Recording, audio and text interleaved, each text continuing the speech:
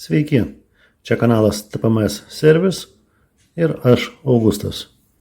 Šiandien noriu pristatyti daviklius gamintojo Hamaton, platintojas TireSure. Davikliai yra skirti naujausiams Tesla automobiliams, serija T-Pro Hybrid BLE, tai yra Tesla Bluetooth Low Energy Sensor.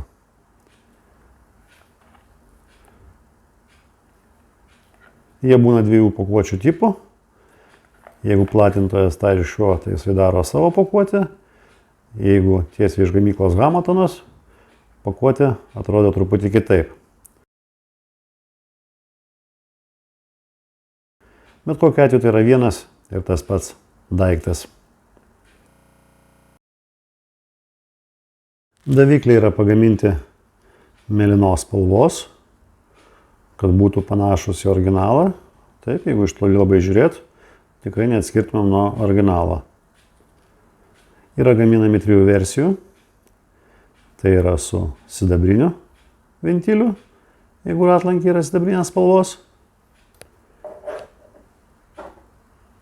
Su juodu ventiliu, jeigu ratlankiai yra juodos spalvos.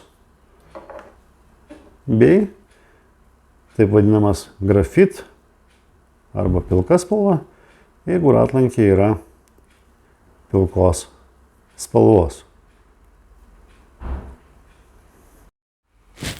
Tesla BLE davikliai, skirtingai nuo kitų automobilių arba nuo senesnių Tesla modelių, naudoja nebe 433 MHz arba 315 MHz dažnį, o naudoja tai vadinami Bluetoothinį 2,4 GHz radio bangų ruožą.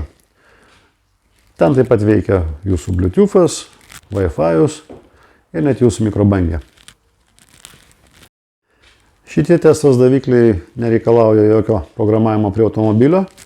Tiesiog užtenka sumontuoti į ratus ir pravažiuoti keletą kilometrų ir davikliai patys susigaudo savo vietą automobilyje.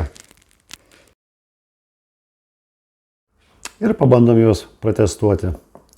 Pasirenkam gamintoją Tesla. Tebūnie būna modelis Y.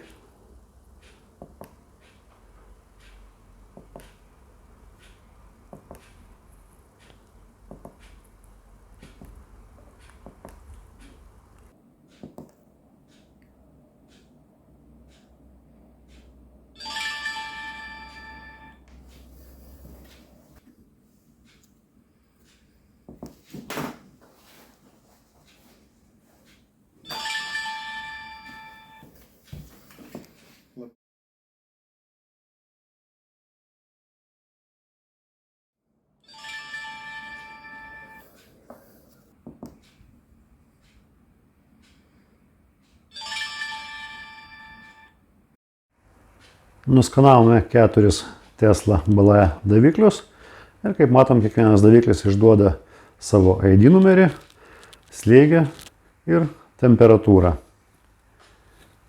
Tam kartui tiek apie Teslos daviklius. Bus klausimų, lauksiu jų komentaruose, nuorodos į prekes, video aprašyme. Ačiū, kad žiūrėjot ir iki kitų kartų.